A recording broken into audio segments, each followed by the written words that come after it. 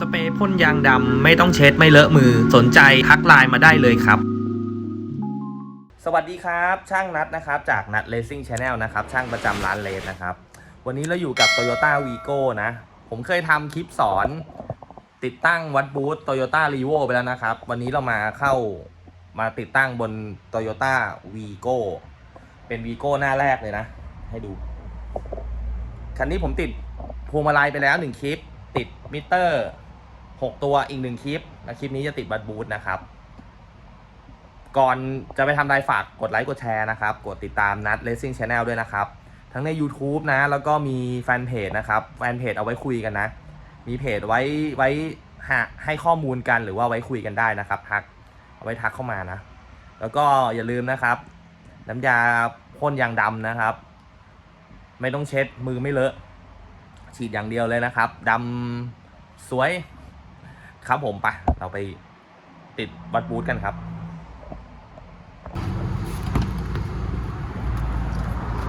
เดี๋ยวเราจะไว้ตรงนี้นะข้างนู้นเต็มละข้างนู้น6ตัวละแล้วเดี๋ยวผมจะไว้ตรงนี้จริงๆนะจะให้สุดนะมันจะต้องมีวัดรอบอีกตัวหนึ่งเป็นวัดรอบตัวใหญ่นะแล้วติดวัดบูทลอยๆไว้วัดรอบไปข้างล่างฮัลโหล1 2คันนี้นะครับเป็นวีโก้ตัวอินเตอร์บนนะตัวอินเตอร์บนเขาก็จะมีกระเป๋าตัวเนี้ยเป็นกองนะครับเป็นกองน้ำมันที่จะเข้าเซ็นเซอร์นะครับเดี๋ยวเราจะตัดตรงนี้นะเหมือนกันเลยนะเหมือนกับรีโวแล้วก็เดินผมเลยบอกว่าวิธีการติดตั้งนะครับเหมือนกับรีโวเป๊ะเลยต่างกันแค่ตรงที่ต่อสายไฟหลีแค่นั้นเองเนี่ยนะครับเดี๋ยวเราจะตัดตรงนี้นะแล้วเราก็จะเดินสายวิ่งเข้ามาทางนี้เข้ามาทางเนี่ยสายดึงฝากระโปรงเนี่ยแหละเหมือนเดิมเพราะว่าท่อมันใหญ่เดี๋ยวเราจะต้องใช้ท่อแซมโก้สีน้ำเงินนะครับแล้วก็วิ่งขึ้นมาตรงเสานี่เดี๋ยวเราต้องถอดเสาก่อนเดี๋ยวถอดมือแล้วก็ถอดเสาแล้วก็ถอดชุดนี้เดี๋ยวผมดึงอันนี้ลงก่อนนะเอาให้ดูก่อนเลยจุดต่อไฟหลีอยู่ในนี้ครับตับตาทิ่มได้เลยเพราะว่าต่อไปแล้วนี่เป็นไงนี่จุดต่อไฟหลีสายสีเขียวเส้นนี้เลยนะมันจะมี2ปลั๊กสีดำนะครับปลั๊ก1กับปลั๊ก2ปลั๊กไหนก็ได้สายสีเขียวเส้นแรกเหมือนกันเป็นไฟหลีทั้งคู่นะครับอันนี้ก็ใช่อันนี้ก็ใช่แต่ว่าผมเลือกต่ออันนี้แล้วก็เดินสายลงทางเสานะถอดอันนี้ออกหน่อยก็ดีวิธีการถอดนะอย่างนี้ดึงอันนี้ออกเห็นไหมดึงสวิตช์อันนี้ออกเสร็จแล้วแล้วก็มือดึงนี่เลยหยุดแล้วเนี่ยมันมีโล่งๆเงี้ยเราจะได้ทำงานสะดวกนะเพิ่มเติมนิดนึงนะครับอันนี้เป็น3ทางที่เขาแถมมานะบางอันก็แถมบางอันก็ไม่แถมนะนี่ก็แถมมาเป็นพลาสติกแบบนี้นะเวลามันโดนความร้อนในรถมันก็จะเปาะแตกเดี๋ยวผมจะเปลี่ยนเป็นอันนี้แล้วท่อที่เขาให้มาจะเป็นท่อลมสีขาวนะครับใส่ไม่ได้นะเดี๋ยวจะต้องเปลี่ยนเป็นท่อเซมโก้นะครับ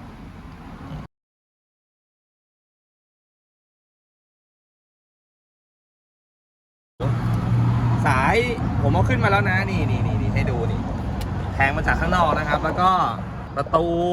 เสาประตูเนี่ยเอามือออกแล้วเราแกะเสาประตูก่อน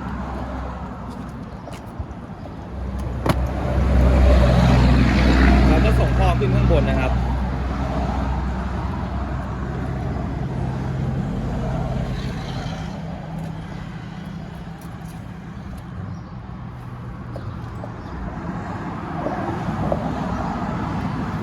นี้เราก็เสียบเข้าไปเลย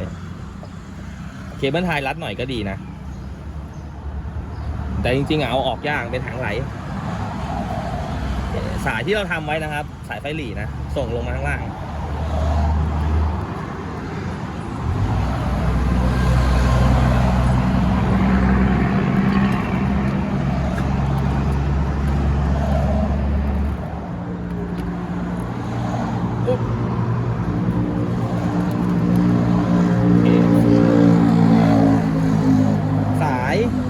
ไม่รู้เห็นมั้ยนะสายท่อเนี้ยดันเข้าไปข้างในเลยมาหาที่ติดมิเตอร์กันผมจะติดไว้ประมาณแค่นี้พอพยายามติดให้มันอยู่เตี้ยที่สุดนะครับคือติดกระจกก็จริงนะแต่พยายามให้โตมานั่งอยู่กับพื้นนะมันจะได้ไม่หล่นไม่งั้นเดี๋ยวถ้าเราติดรอยมันหนักแล้วเดี๋ยวมันก็จะหล่นอยู่นั่นแหละเนี่ยถ้าติดรอยอย่างเงี้ยไม่อยู่หรอกอย่างนี้ดีกว่า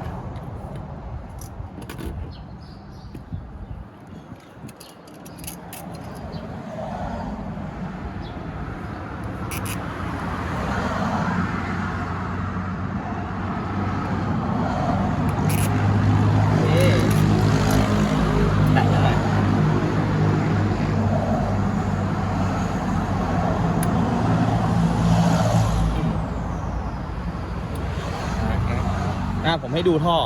แป๊บหนึ่งนะเห็นท่อไหมเห็นไหมมันอยู่ตรงนี้เห็นไหมเราดันท่อสีดำเข้ามาก่อนนะครับดันสายไฟสีดำเข้าไปก่อนนะสายไฟสีดำเข้าไปในร่องเสร็จแล้วเราก็ดันท่อสีน้ำเงินเนี่ยดันเข้าไปในร่องเหมือนกันให้มันอยู่ข้างหน้าเนี่ยประมาณอย่างเงี้ยไม่งั้นเดี๋ยวมันจะใส่เสาไม่ได้นะเนี่ยให้มันดันอยู่เงี้ยเรียบร้อยโอเคครับประกบเสาคืนครับคันนี้นี่เป็นดาราหน้ากล้องเลยเนี่ย3 คลิปแล้วเนี่ยคันนี้คลิปแรกก็เนี่ยที่ใส่พวงมาลัยเนี่ย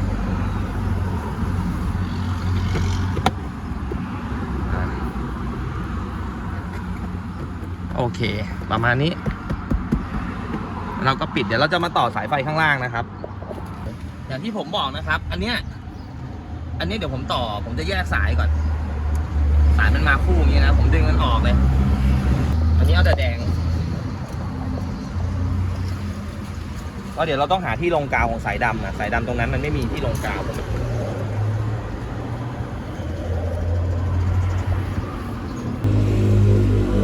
เส้นนี้นะ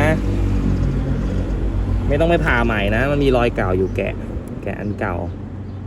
อย่าไปผ่าเยอะเข้าที่เดียวกันดีกว่าเวลาซ่อมได้ซ่อมจุดเดียว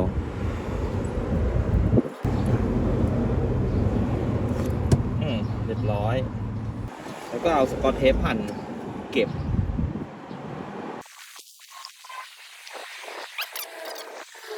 ทีนี้สายกาวอยู่ตรงนี้ที่เมื่อกี้ผมบอกให้ฉีกเห็นไหม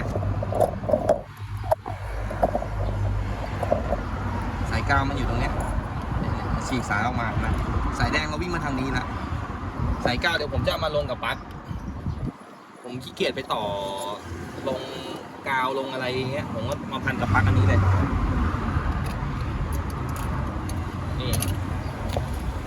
นี่ปลั๊กกดกระจกนะปลั๊กกดกระจกสายสีดำเนี่ยครับอันนี้เป็นสายกาวเราเอาสายดำของไฟมาลงตรงนี้เลยมีที่หนึ่งก็ตรงนู้นนะตรงใต้ไฟมันจะมีน็อตอยู่แต่ผมไม่สะดวกใช้ประแจไขอีกอะไรเงี้ยมาเข้าตรงนี้ดีกว่าโอเคเรียบร้อยทีนี้ลองเปิดไฟหลีได้ติดไหมไฟมันจะขึ้นมาแถวข้างล่างนะดูนะโอเคติดละใช้ได้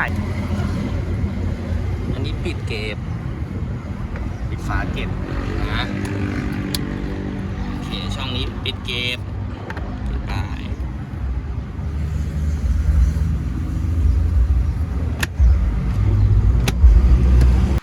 สายท่อนะครับแล้วก็ดึงสวมกลับมาหน่อยนึงทิ้งมันไว้ข้างในหน่อยเดียวไม่ต้องเยอะแต่ยังไงก็ต้องทิ้งไว้นะทิ้งไว้หน่อยนึงไว้เผื่อขยับ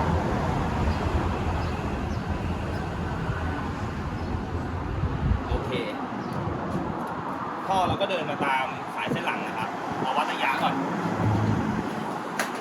วัดระยะแล้วตัดท่อก่อนตัดท่อเสร็จแล้วค่อยมาร้อยใหม่นะครับนะก็ทำมาอย่างนี้นะเนี่ยประมาณนี้เหลือเลย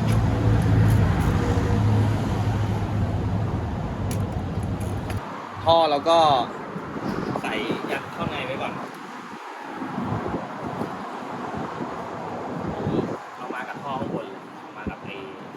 สายชุดสายไฟข้างบน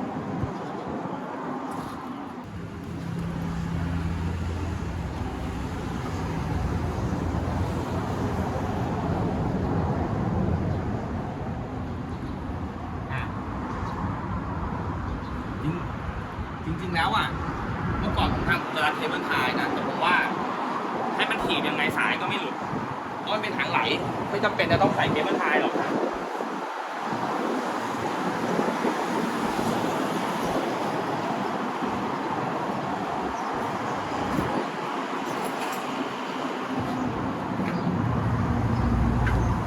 แล้วสายประคองอย่างเดียว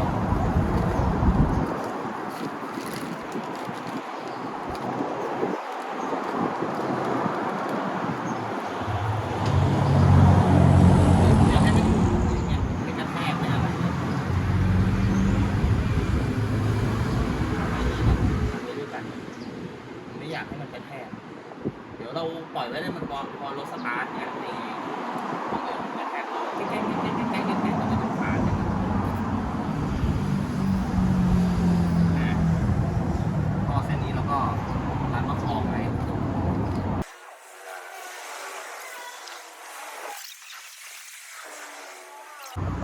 Toyota Vigo เดี๋ยวเราไปลองกันโอเคครับเดี๋ยวเราลองกันนะ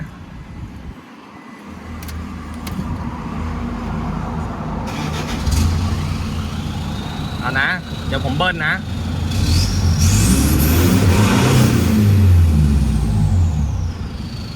ดำไหมเนี่ยควันอ่ะ